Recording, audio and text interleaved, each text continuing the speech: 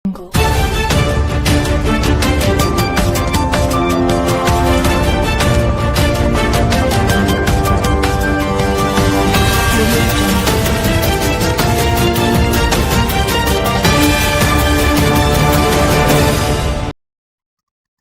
Hi, ನಮಸ್ಕಾರ ಪ್ರಿಯ ವೀಕ್ಷಕರೇ. ಕರುನಾಡ ರತ್ನ ನ್ಯೂಸ್ಗೆ ಸ್ವಾಗತ, ಸುಸ್ವಾಗತ.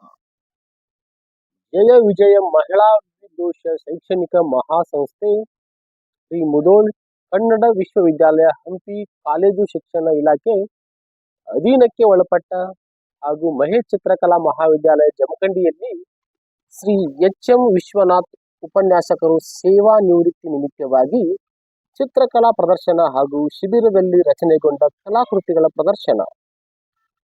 ಅಭಿನಂದನಾ ಕಾರ್ಯಕ್ರಮ. ಸೇವಾ ನಿವೃತ್ತಿ ಶ್ರೀ ಎಚ್.ಎಂ. ವಿಶ್ವನಾಥ್ ಉಪನ್ಯಾಸಕರು, ಮಹೇಶ್ ಚಿತ್ರಕಲಾ ಮಹಾವಿದ್ಯಾಲಯ ಜಮಖಂಡಿ. ಇದೇ ಸಂದರ್ಭದಲ್ಲಿ ಶಿವಾನಂದ್ ಕತ್ತಿ, ಮಾಜಿ ಅಧ್ಯಕ್ಷರು, ಅರ್ಬನ್ ಕೋ-ಆಪ್ ಬ್ಯಾಂಕ್ ಮುಧೋಳ್ ಚಿತ್ರಕಲಾ ಪ್ರದರ್ಶನ ಉದ್ಘಾಟನೆ ಶ್ರೀಮತಿ ಕವಿತಾ ಬಾ ತಿಮ್ಮಾಪುರ್, ಅಧ್ಯಕ್ಷರು, ಜಯ ವಿಜಯ ಮಹಿಳಾ ವಿದೋಷಗಳ ಶೈಕ್ಷಣಿಕ ಮಹಾಸಂಸ್ಥೆ ಮುಧೋಳ್. ಶ್ರೀ ಬಾಬು ಜತ್ತರ್, ನಿವೃತ್ತ ಪ್ರಾಚಾರ್ಯರು, ಚಿತ್ರಕಲಾ ಪರಿಷತ್ ಬೆಂಗಳೂರು. ಶ್ರೀ ಬಿ.ಸಿ. ಹಿರೇಮಠ್, ಹಿರಿಯ ನ್ಯಾಯವಾದಿಗಳು. Shri B S. Hiremath, M D. Srinidhi chemical and mineral private limited. Shri K B. Rathod, ಪ್ರಾಚಾರ್ಯರು, ಮಹೇಶ್ ಚಿತ್ರಕಲಾ ಮಹಾವಿದ್ಯಾಲಯ ಜಮಖಂಡಿ. ಶಿಬಿರ ಉದ್ಘಾಟನಾ ಶ್ರೀ ಜಿ.ವಿ. ಹಂಪಣ್ಣವರ್, ನಿವೃತ್ತ ಪ್ರಾಚಾರ್ಯರು, ಮಹೇಶ್ ಚಿತ್ರಕಲಾ ಮಹಾವಿದ್ಯಾಲಯ ಜಮಖಂಡಿ. ಶ್ರೀ ಬಿ.ಜಿ. ಚೌಧರಿ, ನಿವೃತ್ತ ಉಪನ್ಯಾಸಕರು, ಮಹೇಶ್ ಚಿತ್ರಕಲಾ ಮಹಾವಿದ್ಯಾಲಯ ಜಮಖಂಡಿ. ಅಧ್ಯಕ್ಷರು ಹಾಗೂ ಸರ್ವ ಸದಸ್ಯರು. ವಿ.ಕ್ಷೇಮ ಸಂಸ್ಥೆ ಮುಧೋಳ್ ವಿದ್ಯಾರ್ಥಿಗಳು, ವಿದ್ಯಾರ್ಥಿನಿಯರು ಹಾಗೂ ಸಿಬ್ಬಂದಿ ವರ್ಗ ಈ ಕಾರ್ಯಕ್ರಮದಲ್ಲಿ ಉಪಸ್ಥಿತರಿದ್ದರು. ವರದಿ ರವಿ ದೊಡ್ಮನಿ, ಕರುನಾಡ ರತ್ನ ನ್ಯೂಸ್, ಜಮಖಂಡಿ. ಬೇರೆ ಬೇರೆ ಬೆಂಗಳೂರಿನ ಗ್ಯಾಲರಿಗಳಿಗೆ ತಗೊಂಡು ಬರ್ತಾ ಇದ್ದೆ. ಒಂದು 2 ಸಾರಿ ನಾನು ಕರ್ಕೊಂಡು ಪಿಂಪಿಣಿ ಗ್ಯಾಲರಿಗೆಲ್ಲ ಹೋಗಿದ್ದೆ. ಆ ಒಂದು ಆಸಕ್ತಿ ಮಧ್ಯದಲ್ಲಿ ಯಾಕೋ ಅವರಿಗೆ ಈ ಒಂದು ಉಪನ್ಯಾಸದ ವೃತ್ತಿನಲ್ಲಿ ನಿರಂತರ ಆದಮೇಲೆ ಆ ಆಸಕ್ತಿ ಸ್ವಲ್ಪ ಬೆಂಗಳೂರು ಕಡೆ ಬರೋದು ಕಡಿಮೆ ಆಯಿತು, ಈ ಜವಾಬ್ದಾರಿ ಜಾಸ್ತಿ ಆಯಿತು.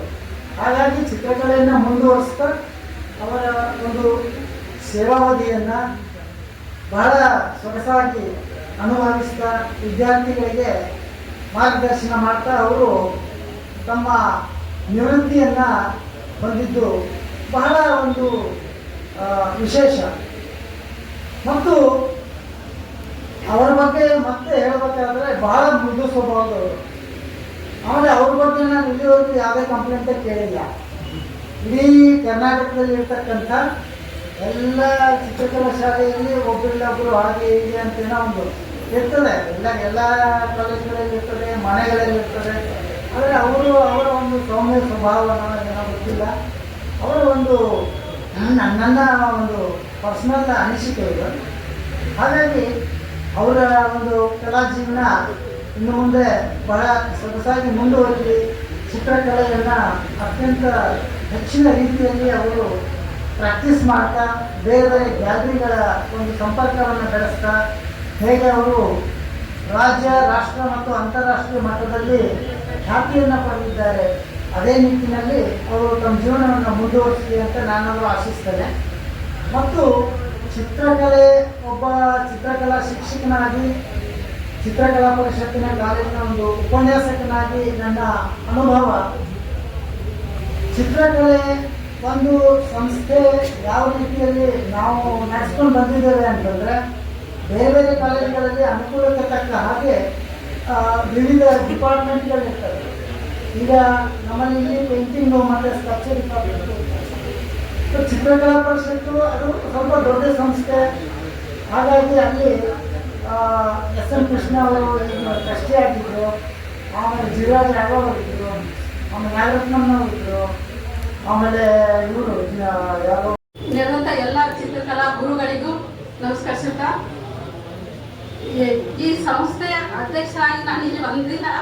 ಈ ಸಂಸ್ಥೆಯಲ್ಲಿ ನಾನು ಒಬ್ಬಳು ನಿಮ್ಮೊಳಗೆ ಈ ಸಂಸ್ಥೆ ಮಗಳಾಗಿ ನಾನು ಎಲ್ಲ ಹಿರಿಯರ ಮಾರ್ಗದರ್ಶನದಲ್ಲಿ ಮತ್ತು ನೀವು ನನ್ನ ಹಿಂದೆ ಹೆಂಗೆ ನಡೆಸ್ಕೊಂಡು ಹೋಗಿರಿ ಸಂಸ್ಥೆನ, ಅದೇ ರೀತಿ ಎಲ್ಲ ಸಹಕಾರ ಮತ್ತು ಸಲಹೆಯಿಂದ ನಡ್ಸ್ಕೊಂಡು ಹೋಗುದು. ನಾ ಇಲ್ಲಿ ಒಬ್ಬಳ ಅಧ್ಯಕ್ಷಿ ಇದು ಹಾಕೊಂಡು ಬಂದಿಲ್ಲ.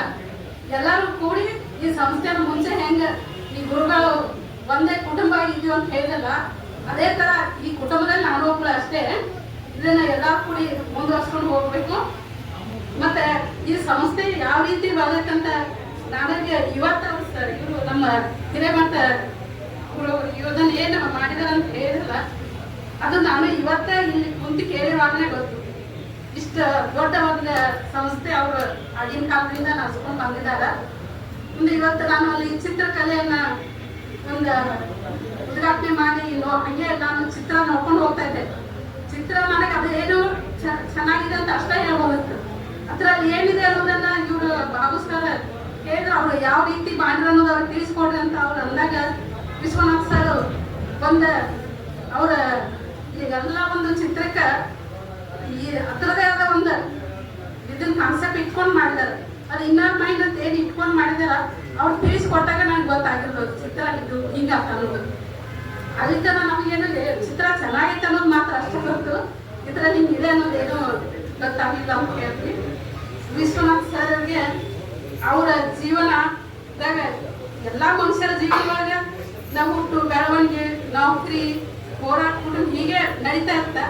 ಅದರಲ್ಲಿ ಈ ಒಬ್ಬ ಚಿತ್ರಕಲಾ ಸರ್ ಆಗಿ ಅಥವಾ ಎಲ್ಲ ಶಿಕ್ಷಕರವ್ರಿಗೆ ಒಂದು ಏನಂತ ಎಲ್ಲ ವಿದ್ಯಾರ್ಥಿಗಳನ್ನ ಅವ್ರಿಗೆ ವಿದ್ಯೆ ಕೊಟ್ಟು ಪ್ರತಿದಿನ ತಮ್ಮ ಮನೆಯಿಂದ ಬಂದು ಎಲ್ಲ ವಿದ್ಯಾರ್ಥಿಗಳಿಗೆ ವಿದ್ಯೆ ಕೊಡಿಸು ಅಷ್ಟೆಲ್ಲ ಮಾಡಿ ಪ್ರಾಮಾಣಿಕತೆಯಿಂದ ಕೆಲಸ ಮಾಡಿ ಇವತ್ತೇನು ಸರ್ ನಿವೃತ್ತಿ ಹೊಂದ್ತಾ ಇದ್ದಾರೆ ಆ ಸರ್ಗೆ ದೇವರು ಆಯುಷ್ಯ ಆರೋಗ್ಯ ಸುಖ ಶಾಂತಿ ನೆಮ್ಮದಿ ಕೊಟ್ಟು ಕಾಪಾಡಲಿ ಅಂತ ಹೇಳಿ ನಾನು ಒಂದೆರಡು ಮಾತು ಮುಗಿಸ್ತೀನಿ.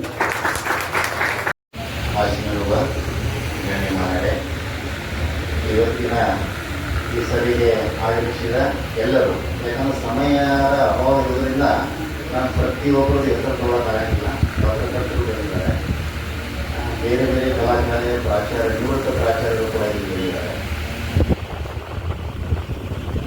ಎಲ್ಲರನ್ನ ವಂದಿಸುತ್ತಾ ನಮಸ್ಕರಿಸುತ್ತಾ ಒಂದೇ ನಿಮಿಷದಲ್ಲಿ 2 ವಿಚಾರಗಳನ್ನು ವ್ಯಕ್ತಪಡಿಸಿ ನನ್ನ ಮಾತುಗಳನ್ನು ಮುಗಿಸ್ತಾರೆ.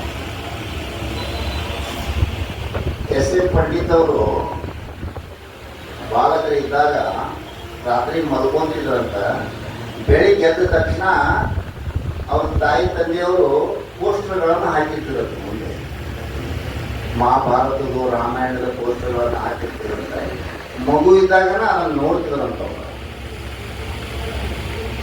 ಆ ಪ್ರೇರಣೆಯಿಂದ ಎಸ್ ಎಂ ಪಂಡಿತರವರು ಪ್ರಖ್ಯಾತ ಕಲಾವಿದರಾಗಿ ಹೊರಹೊಮ್ಮಿದರು. ಯಾಕೆ ಈ ಮಾತನ್ನ ಹೇಳ್ತಾ ಇದ್ದೀನಿ ಅಂತಂದ್ರೆ 1992 ನಾನು ಎಂಟ್ರಿ ಕೊಟ್ಟು ಈ ಸಂಸ್ಥೆಯಲ್ಲಿ ಕೆಲಸ ಮಾಡಲಿಕ್ಕೆ ಬಂದೆ.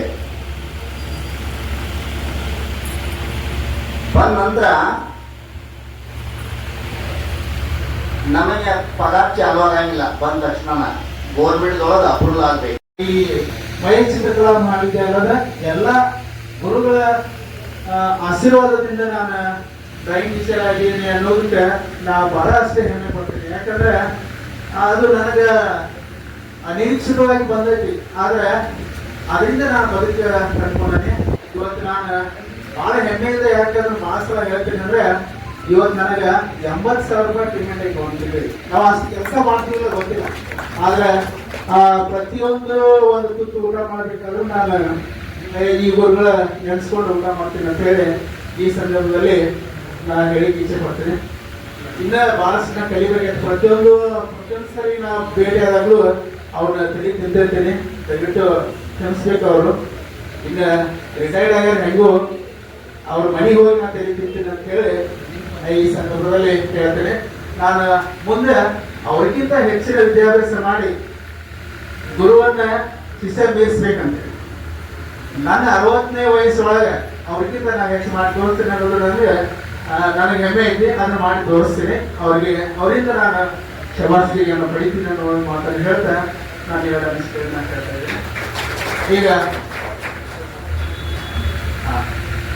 ಹೂಗಾರವ್ರಿಗೆ ಬಂದಾಗ ಸಭೆಯಲ್ಲಿ ಆಶೀರ್ವಾದ ಎಲ್ಲರಿಗೂ ಇಲ್ಲಿ ನಾವು 2006ರಲ್ಲಿ ಫಸ್ಟ್ ಇಯರ್ ಕಲಿತಿದ್ದು. ಅವಾಗಿಂದ ನಮ್ಮ ಗುರುಗಳು ಪ್ರತಿಯೊಂದು ಸಬ್ಜೆಕ್ಟ್ ಅದಾವ.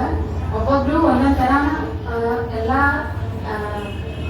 ನಮ್ಮ ರಚನೆಗಳಲ್ಲಿ ಅವುಗಳಲ್ಲಿ ಅವರು ಪ್ರತಿಯೊಂದನ್ನು ಬೇರೆ ಬೇರೆ ಬೇರೆ ಥರ ಎಲ್ಲ ಗುರುಗಳು ಹೇಳ್ಕೊಡ್ತಾ ಇದ್ರು. ಅದನ್ನೆಲ್ಲ ನಾವು ಒಳಗೊಂಡು ಈಗ ನಾನು MFA ಮುಗಿಸಿದ್ದೀನಿ, BBA ಇಲ್ಲೇ ಮಾಡಿದ್ದೀನಿ. ನೆಕ್ಸ್ಟು MFA ಒಳಗೆ ಕರ್ನಾಟಕ ಯೂನಿವರ್ಸಿಟಿ ಒಳಗೆ ಫಸ್ಟ್ ರ್ಯಾಂಕ್ ಬಂದಿದ್ದೀನಿ ಗದಗ ಒಳಗೆ. ಅದನ್ನ ಇಲ್ಲಿ ಕಲ್ತೀನಿ ಅಂತ ಹೇಳಕ್ಕೆ ಇಷ್ಟಪಡ್ತೀನಿ. ಎಲ್ಲ ಗುರುಗಳು ಭಾಳ ಸಪೋರ್ಟ್ ಆಗಿದ್ರು. ಆಮೇಲೆ ಇಲ್ಲಿ ನಮ್ಗೆ ಕಲಿಸಿದ್ದು ಭಾಳ ಖುಷಿ ಇದೆ. ಹೀಗೆ ಎಲ್ಲ ಕಲಾವಿದರನ್ನ ಕರೆಸಿ ಇದೇ ಥರನಾಗಿ ನಡ್ಸ್ಕೊಂಡು ಹೋಗ್ಬೇಕಂತ ಅವರಲ್ಲಿ ಕೇಳ್ಕೊತೀನಿ. ಇಷ್ಟು ಹೇಳಕ್ಕೆ ನಾನು ಅವಕಾಶ ಕೊಟ್ಟಿದ್ದಕ್ಕೆ ಧನ್ಯವಾದ.